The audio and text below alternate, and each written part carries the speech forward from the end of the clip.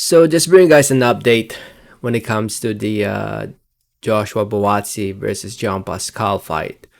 As you guys can tell by the title, it's not happening. It was too good to be true, man. There was no way Eddie Hearn and Matchroom was gonna allow Buatsi to fight on BT Sport in a Queensberry Promotions event.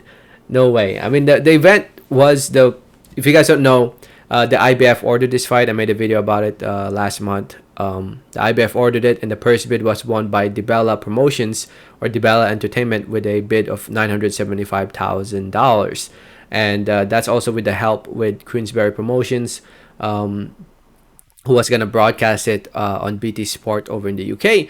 Contracts were sent, and Buatsi did not sign the contract, so yeah, it's not happening. It's not happening. Dan Rafel, who used to write for Talksport.com, now writes for his own website, Fight Freak Unite.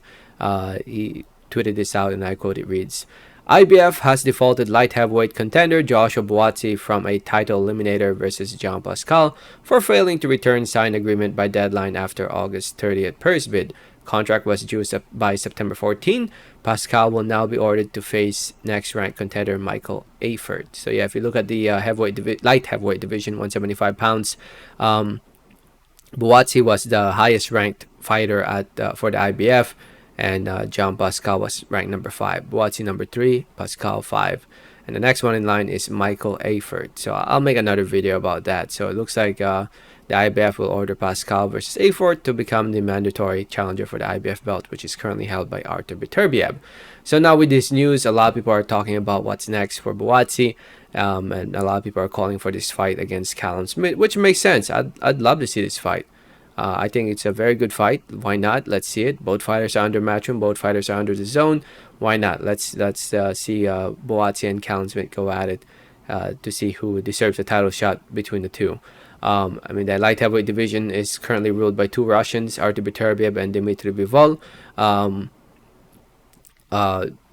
So Callum Smith, I think, it's already considered the mandatory challenger for the WBC belt. So I don't know if Callum Smith wants to risk that position he has right now by fighting Buatsi, but might as well.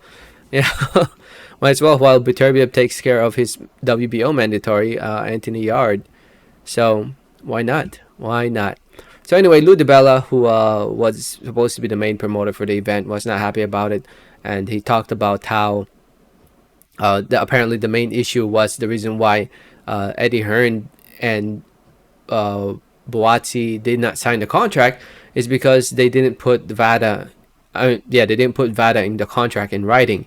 But Lou DiBella is out there defending, saying that there is VADA testing, this and that.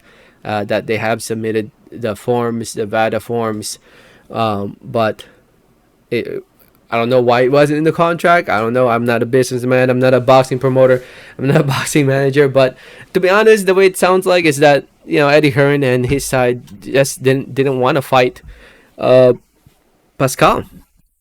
They at least Matchroom, at least in my opinion, did not want to have Buatsi, who they have promoted into the star he is today, for him to travel to go to BT Sport to fight under their network.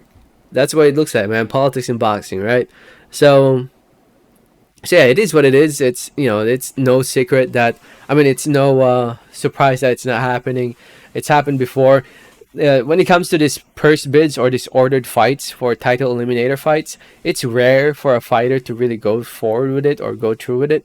Well, not rare, but it's not always a done deal just because a promoter won a purse bid, because there's really not much in the line. You maybe you lose a ranking, but that's it. You don't lose a belt in comparison to a sanctioning body ordering a champion to fight the mandatory challenger. Now there's risk for that. If you do not fight your mandatory challenger, you lose your belt. So now that will most likely go through. Let's say Joshua Buatsi is the champion, right? And he gets ordered to fight Pascal.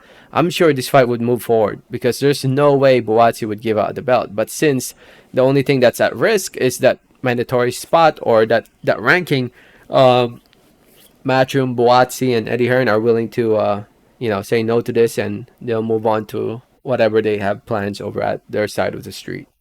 So anyway, let me know what you guys think. Let me know your thoughts in the comments. Thanks for listening and watching, and like always, have a great day. Alright, thanks.